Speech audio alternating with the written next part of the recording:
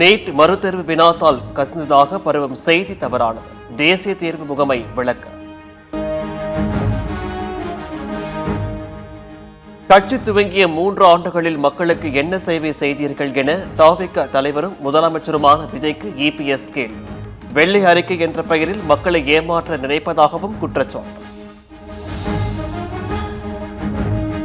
திமுக தந்த வாய்ப்பில்தான் காங்கிரசுக்கு 10 எம்பிக்கள் கிடைத்தனர் என சீமான் விமர்சனம். காங்கிரசுக்கு தைரியம் இருந்தால் பதவி விலகிவிட்டு தவிகவுடன் சேர்ந்து இடைத்தேர்தலை சந்திக்கட்டும் என சவால்.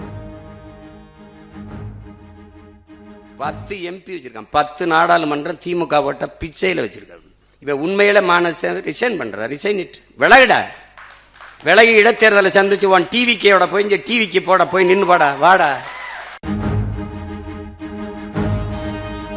அரசியல் நகரமே தெரியாமல் சமூக வலைதளங்களில் மட்டுமே அரசியல் செய்து கொண்டிருக்கிறார் முதலமைச்சர் என சென்னை மேயர் பிரியா பேச்சு.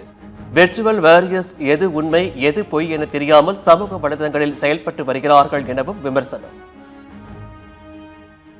அரசியல் நாகரிகமே என்ன என்று தெரியாமல், அரசியல் எப்படி செய்யணும் என்று தெரியாமல் இன்றைக்கு தமிழ்நாட்டில் உட்கார்ந்து சோசியல் மீடியாவில் மட்டுமே அரசியல் செய்யக்கூடியவர்கள் தான் இந்த தற்கூரி கூட்டங்கள் என்று சொல்லலாம். தமிழ்நாட்டில் நடைமுறையில் உள்ள இடஒதுக்கீட்டை பாதுகாப்பதற்காக மாநில அரசை சாதிவாரி கணக்கெடுப்பை நடத்த வேண்டும். பாமக தலைவர் அன்புமணி வலியுறுத்தல்.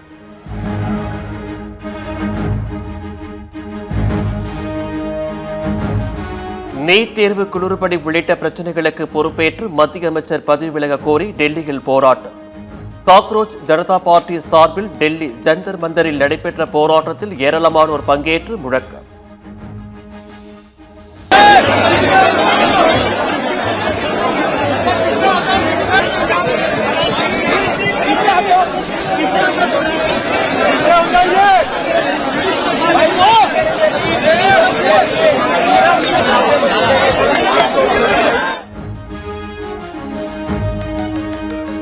கடந்த ஆட்சியில் டாஸ்மாக் கடைகளில் ஆண்டுக்கு 3600 கோடி ரூபாய் ஊழல் நடைபெற்றுள்ளது.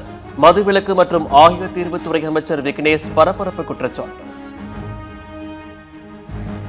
ஒரு நாளைக்கு 1 கோடி பாட்டில் சேல் ஆகும். ஒரு பாட்டிலுக்கு 10 ரூபா வாங்குவாங்க. 1 கோடி பாட்டிலுக்கு குறைஞ்சது 10 கோடி ரூபா ஒரு நாளைக்கு. ஒரு வருஷத்துக்கு 3600 கோடி ரூபாய். இந்த 3600 கோடியும் இவங்க மட்டும் வச்சுக்கிட்டு இருந்தாங்க.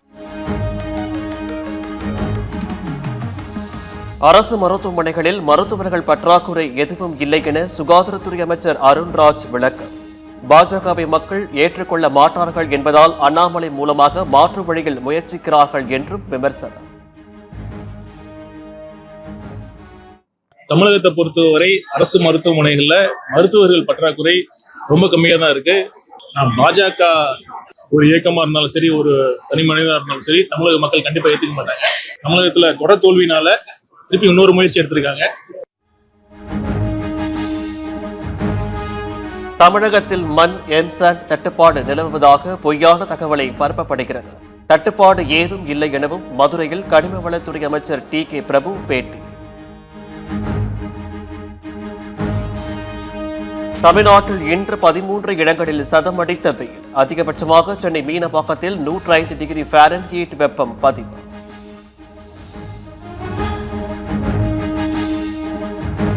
ராமநாதபுரம் பாரதி நகரில் கேஸ் பைப்லைன் உடைப்பு.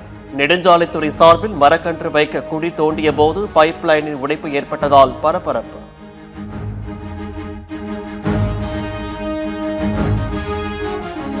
ஐநா சபையை பாகிஸ்தான் தவறாக பயன்படுத்துகிறது. ஐநா சபையில் இந்தியாவின் நிரந்தர பிரதிநிதி பர்வதேனி ஹாரிஸ் குற்றச்சாட்டு.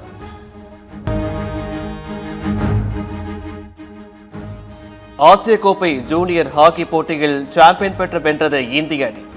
இறுதிப் போட்டியில் ஜப்பானை 4-1 என்ற கணக்கில் வீழ்த்தி அசத்தல். ஆப்கானிஸ்தானுக்கு எதிரான டெஸ்ட் போட்டி முதல் ஆட்ட நேர முடிவில் இந்திய அணி 3 விக்கெட்டுகள் இழப்பிற்கு 368 ரன்கள் சேர்ப்பு.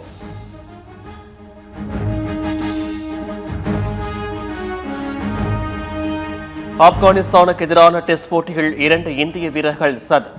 KL ராகுல், சுப்மன் கில் சதம் அடித்து அசத்தல்.